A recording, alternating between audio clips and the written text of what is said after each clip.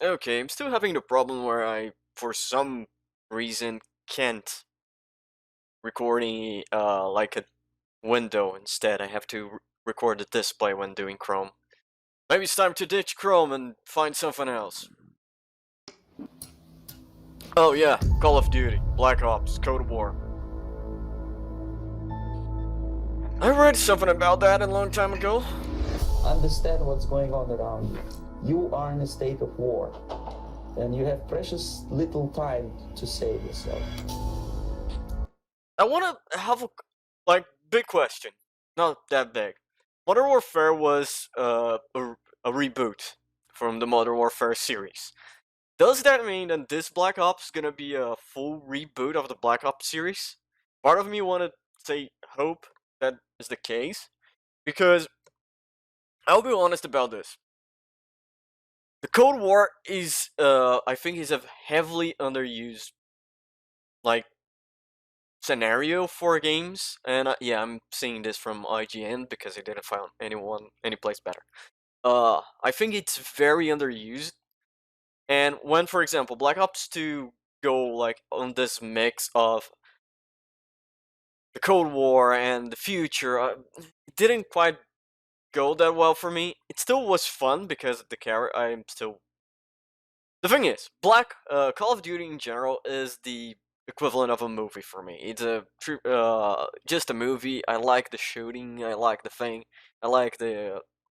It's a game that I play on with my brain on low power, so it's kind of fun. I enjoy the shooting. That's all. It's not a masterpiece. It's not the best game ever. It's just a good thing. But yeah, I still believe that the Cold War is heavily underused on the gaming. That's why, in my opinion, Fenton Doctrine was great, and I'm kind of mad still of Fenton Doctrine 2. But let's see. The question still stands: is this a reboot or is this part of the series? Well, that is something everyone. Oh, okay. Deep spine. Isn't that something everyone knows that happened? It's a slow process which we call active measures. The first stage being demoralization. It takes from 15 to 20 years to demoralize a nation. The next stage is destabilization. What matters is essentials: economy, foreign relations, defense systems. The next stage is crisis, with a violent change of power, structure, and economy, period of normalization. This is what will happen in the United States if you allow all these schmucks to put a big brother government in Washington, D.C. That does make a lot of sense. If you don't need to like, he's telling about the DC, U.S., but you don't need to really see U.S. to, oh, this might happen, or for some people this will happen. Look, South America. Every place in South America, then the Soviet Union used their spies or agents to do stuff. You're going to see those stages working perfectly. You can see them now, even today. I'm not gonna remember the documentary. It's really fucking. It's not old, but it's very like difficult to find. I remember I read. I watched a long time ago. Something happened, and I don't know what it was, but it was something along the lines of Australia government. Like they found on the Australia, they found some documents from Soviet, from the on the embassy for the Soviet Union, talking about like the way they used agents, they train agents to infiltrate South America. If it is true, nobody knows. Everyone who read the document say it's true and it's plausible. And if you look close to South America nowadays, you're going to have one almost 100% sure that is more or less the case. You see a lot of problems in South America that you drag it down, look at the figureheads about the problems. You can pinpoint to the more right or left, or to the more still the more communist side of things and that style of ops. We will promise lots of things, never mind whether the promises are fulfillable or not.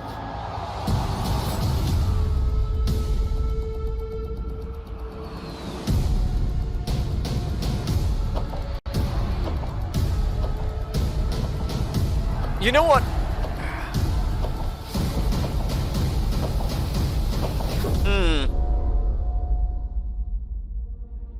Let me tell you something. I can see something that never gonna happen in Call of Duty,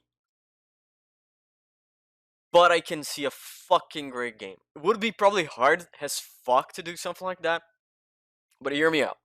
Again, not gonna be what it's gonna happen on this Call of Duty. It's gonna be the 6-hour single player campaign, then focus on multiplayer, and the thing that we already know that Call of Duty would be. But like some of these things kind of give me a little bit of a spark, a spark for an idea, and especially being the Black Ops 2. Even if I said and I didn't like the fact they did that on Black Ops 2, it gave me this idea. Now look at this. Imagine this thing. Uh, you do a mission during Cold War, then after you do the mission of Cold War, depending on what you did, like on Black Ops 2, remember, Black Ops 2, you have those things that, like those points, the decision making would alter the end or parts of the game. You would play a different part of the future, and each time you go back, you do a different mission, and you can, quote unquote, alter the end goal. That could be an interesting thing. It's probably hard as fuck to do, but it could be a good idea. I really enjoy the fact they are they're back on Black Ops. They're back in black, but and to be honest, I like the idea they're pulling back the Black Ops and the Modern Warfare franchise to a more soft, to not a soft, a full reboot, if that's the case here. And I really enjoy. It's gonna be on 26th of August. Then we're gonna have a bigger announcement for this, and I'm kind of excited because this is probably gonna come on October or November, not that far. Now, one interesting thing that I'm gonna say, I still would be a lot cautious because we are in August. Normally, the Black Ops, the Call of Duty, come in October or November. What is the reason they delay to show any gameplay? Even on this, we don't see any gameplay. This is a cutscene, more or less, of the game. It's a very interesting they chose to like release now, and maybe, just maybe, we're not gonna see this game, Black Ops on this year. Maybe on February of next year or something along those lines. I would expect holidays, so it kinda ship with the new generation of consoles, but I wouldn't hold my breath for that. So yeah, ladies and gentlemen, Call of Duty, Black Ops, Cold War. I see a great. It's gonna be the thing that we always see: 6 hour of single player campaign and multiplayer with season pass or battle pass or whatever they calling now into the rest of the year. Until the next year, we get the next Call of Duty. But having a single player campaign, it's probably gonna be enough to make me pick this up. See you next time, ladies and gentlemen, and probably today because we have Frostpunk. Well, ladies and gentlemen, thank you for watching. This was the video. If you enjoyed, leave it a like.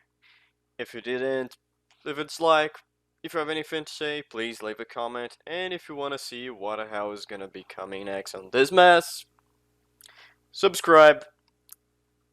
And see you guys on the next episode.